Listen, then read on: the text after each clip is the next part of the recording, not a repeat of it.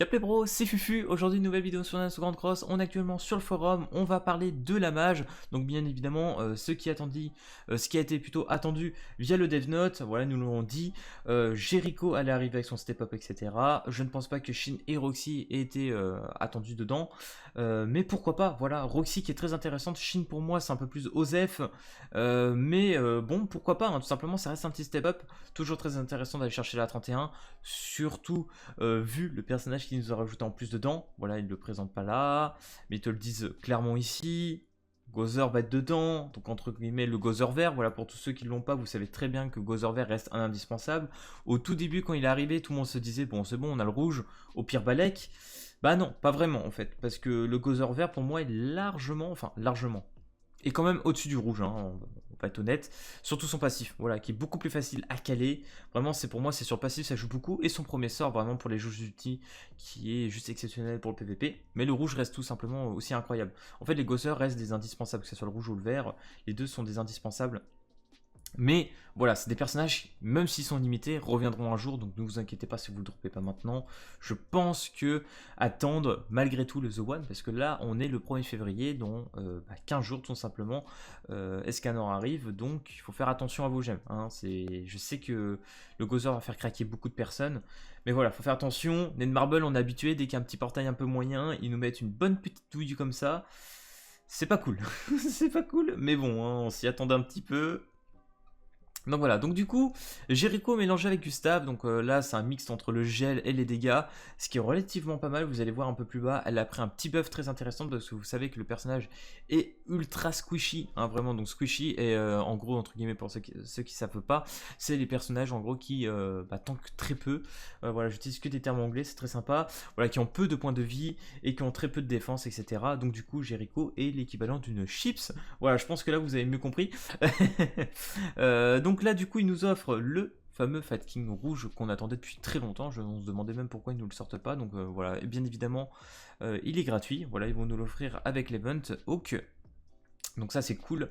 La Roxy, on va regarder un petit peu après, hein, les personnages, vous inquiétez pas. Roxy qui est pour moi la plus intéressante, hein, a de très bons dégâts et des sorts plus qu'intéressants. Franchement facile à combler comme personnage. Shin, vraiment là c'est Osef, autant monter le vert, je vous le dis tout de suite. Le vert pour moi va être bien plus intéressant que ce Shin rouge, même s'il a des trucs assez intéressants. Il va pas casser des briques, vraiment il va pas casser des briques. Après voilà, bon, je vous laisserai lire tous ces trucs là, parce que là avec ma petite trad français c'est pas incroyable, mais bon vous inquiétez pas, il y a des buffs d'event, etc. Des néances pour... je crois que ça doit être ici. Voilà, énéance pour les héros, etc. Il y a plein de petits boosts comme ça qui vont être bien sympas. Du coup, là, il y a la charge Hawk. Donc le petit Hawk Event, j'ai envie d'appeler même le Hawk Boss. Vous allez voir, c'est un Big Hawk en fait, qu'on va affronter. D'ailleurs, pour ceux qui sont nostalgiques de la Jericho vert, vous allez pouvoir la ressortir. Il me semble que là-dedans, ça va être vraiment pas mal. Donc je vous montrerai demain, il y a des bonnes teams à jouer dessus. Il est assez sympa à faire, il est vraiment pas très compliqué en plus de ça. Donc vous allez voir, ça va être plutôt sympa. Vous allez le jouer, je pense, ça va durer une semaine, mais après on s'en foutra un petit peu parce qu'on l'aura fini, ça va être assez easy. Et bien évidemment, ils nous redisent que le Fat King va être offert. Le retour d'Akumu, vraiment là ça va être cool. Et pour ceux bien évidemment qui ont Gozer vert, bah ça va être plutôt sympa de jouer avec Akumu. Voilà, vraiment, ça va être assez drôle. Du coup, buff de la Jericho, comme vous pouvez le voir, les attaques augmentent un petit peu et surtout les HP. Voilà, on a 5k d'HP quasiment en plus, ce qui est relativement pas négligeable. Hein. Mais ça n'empêche que Jericho, malgré tout, même après ses buffs, va rester un petit peu. Toujours une petite chips, mais bon, ça l'aidera quand même assez bien. Plus divers trucs et fin de l'eau, etc. Donc voilà, on va passer maintenant sur le site 7 des SDB et on va regarder notre petite Jericho. Donc voilà. 220% de dégâts, à partir du rang 2, on met des dégâts et on inflige un gel. Ça c'est très intéressant à savoir, c'est-à-dire que voilà, à partir du rang 2, petit gel avec les dégâts, franchement c'est assez fort, ça c'est fort. Après encore une fois, il faut qu'aller la rang 2, hein, il faut aller à la rang 2, ça se fait, mais franchement voilà. Fulmination, 20% de dégâts supplémentaires pour chaque orbe sur la jauge de culte. Donc voilà, 160%, on va jusqu'à 400%. Donc les dégâts sont plus que corrects. En équipement, attaque dommage crit, bon après ça c'est de la Jericho, hein, sans doute, chance crit et tout, vous allez voir c'est là que ça change. Si ce héros fait un critique, un ennemi applique un malus qui réduit les stats liés à la défense de 40% pendant 2 tours, donc 2 tours, ça nous fait penser un petit peu à Ludociel, donc ça c'est intéressant, vraiment là un set plutôt cool. Après voilà, comme je l'ai dit, les stats suivent pas spécialement encore assez bien. c'est correct, mais ça casse pas encore des briques malheureusement. Mais c'est cool. Du coup, on va passer au Shin. Shin pour moi, du coup, c'est le moins intéressant des trois, vraiment. Donc dégâts de pointe, dégâts crit x2. Donc voilà, les dégâts sont 400%, ok. Donc c'est bien si tu crit. Tu vois que le chance de crit est à 30%, c'est pas énorme. Mais, si ce héros attaque à un ennemi avec un malus, alors un coup critique est garanti. Donc voilà, si tu joues avec une compo d'une team qui se base sur du malus, comme les Kingfest, etc. Bon, pourquoi pas. Mais vraiment, c'est pas le héros que je vais aller chercher là-dessus. Deuxième compétence, 120% de dégâts à tous les ennemis. Et la deuxième, donc à tous les ennemis. Et en plus de ça, ils pourront utiliser que des compétences de 1 étoile, un peu comme le Gloxinia rouge. Bon, voilà, c'est sympa, mais enfin voilà quoi, c'est pas insane. Genre, je veux dire, les dégâts vont pas être ouf. Et pour caler, vraiment, on a beaucoup mieux. On a beaucoup mieux que ça, vraiment. Du coup, voilà, la brisure. Ignore la résistance, 420% de dégâts à tous les ennemis. Bref, ça fait toujours du skin en plus sur Shin. En vrai, pour le vert, moi franchement, je vous dis, monter le vert est 10 fois plus intéressant, ne serait-ce que pour de l'autofarm, mais même PVP, hein, j'ai envie de vous dire, une fois que tu fous 3 compétences qui rank up les cartes, etc., c'est drôle hein, aussi. Franchement, c'est pas mal du tout, hein, le Shin vert. Donc non, franchement, le Shin rouge, je ne vous le conseille absolument pas. Ensuite, on va passer au personnage qui est pour moi... le perso qui me donne envie d'aller chercher avec Gozer vert, en fait. Le portail du coup reste assez intéressant pour ça. Mais voilà, pour les free-to-play, vraiment 31 je pense, pas plus. Priez pour avoir le Gozer ou la Roxy, je pense. Donc du coup, la Roxy, qu'est-ce qu'elle fait? Augmente ses stats liées à la défense de... l'attaque plutôt. Oh là là. À l'attaque de 15% par héros de sa race. Donc tous ceux qui sont humains. Donc les scanners, etc. Voilà. Humains dans le jeu, on en a vraiment un bon paquet. Ce qui fait que sur le terrain, vraiment, si tu cumules, tu peux arriver à 45% de stats supplémentaires en attaque. Je sais pas si vous vous rendez compte, c'est énorme. C'est quasi, tu doubles de 50% de tes dégâts. Ça fait ultra mal. Hein. Vraiment, ça fait ultra mal. Et vous allez voir que les dégâts sont vraiment présents. Hein. Donc là, 240%. Là, on enlève les postures. Donc là, par exemple, quand tu as les Tarmiel, que tu as les Estarossa, etc., tous ceux qui font des postures, c'est intéressant. 300% de l'attaque. Et au dernier, tu as 500%. Tu combines avec ça.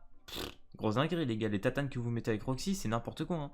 Donc la deuxième, charge, ignore la défense. Donc ça, c'est vraiment encore mieux. 130% à tous les ennemis. 325% à tous les ennemis. Voilà. Donc quand on enlève la défense, tu ignores ça, franchement, c'est relativement assez débile. Hein. L'ultimate aussi, hein, même SP1. SP1, c'est très fort. Hein. 700% de dégâts à un ennemi. Hein. 700%, le taux est énorme. Hein. Et en plus de ça, tu augmentes ta jauge de 2. Donc le perso il repart en ulti assez souvent. Hein. C'était pour ça aussi qu'on aimait bien la première Roxy. Donc franchement, Roxy, oui. Vraiment, voilà, bonne petite attaque def là. Tu montes une bonne Roxy, tu verres tout ça, mon pote. Je pense qu'en PVP, tu souilles du monde. Voilà, donc PVP stuff, bien évidemment. PVE aussi, hein, logique. Non, franchement, Roxy verte, oui. Hein. Grand oui, hein, j'aime beaucoup. Hein. Bon voilà, après on la voit pas non plus énormément. Hein. On va être honnête, hein, c'est un grand oui, mais c'est pas celle que tu vois le plus in-game. Donc voilà, du coup, on va passer vite fait au jeu. Ok, donc du coup, on est sur le jeu et comme pour le voir, nous sommes avec notre petit Gozer vert. Voilà, je voulais vous le présenter in-game parce que vu que je l'ai, je vais en profiter quand même pour vous en parler un petit peu. Donc là, comme vous pouvez le voir, actuellement, il est 2 étoiles d'éveil. Je l'ai pas monté à fond. Tout simplement que je ne joue pas principalement Gozer vert. Voilà, je joue pas tout le temps. Je joue beaucoup pour du PVE, on va dire en l'auto-farm ou encore sur du BDG. Voilà, je le sortais pas mal. Pourquoi? Tout simplement grâce à ce passif, comme je vous disais. Donc en gros, il augmente les stats offensives des alliés de 7% au début de chaque tour. Si les alliés au combat sont d'une race différente, donc voilà, si vous jouez, parce que lui, forcément, il est de race inconnue, tu peux jouer un démon, tu joues un archange, tu joues un humain, bref.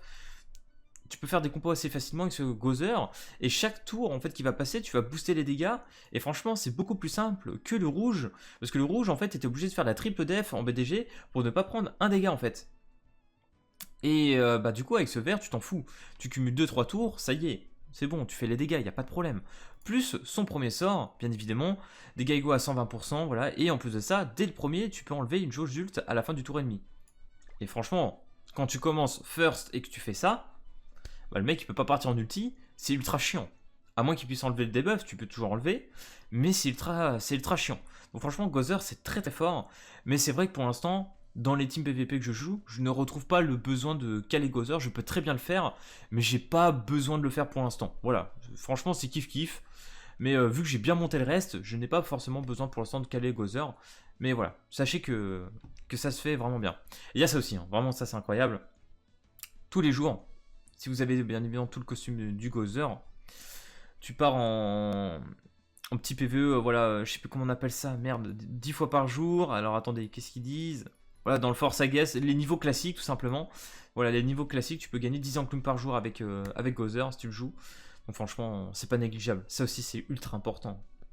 Donc voilà les gars, ça va être tout pour la match de demain. Portail vraiment assez intéressant. En vrai, assez intéressant. Ne serait-ce que pour Roxy et Gozer. Bon, que je trouve ultra cool. Jericho aussi, hein, franchement, si vous pouvez avoir Jericho, ça peut être plutôt cool. Donc voilà, franchement, petit 31, ça vaut toujours le coup, hein, franchement. Et après, à vous de voir si vous voulez continuer, mais faites attention, hein. Vraiment, je vous rappelle encore, The One pas loin, et milieu d'Assassin un mois après. C'est compliqué de gérer tout ça, mais voilà. Bref, voilà, j'espère que cette petite vidéo vous aura plu. Si c'est le cas, n'hésitez pas à lâcher le petit pouce bleu et à lâcher, voilà, et à vous abonner tout simplement. Voilà, je me perds dans mes mots, c'est incroyable, comme d'habitude. Bref, allez, peace tout le monde.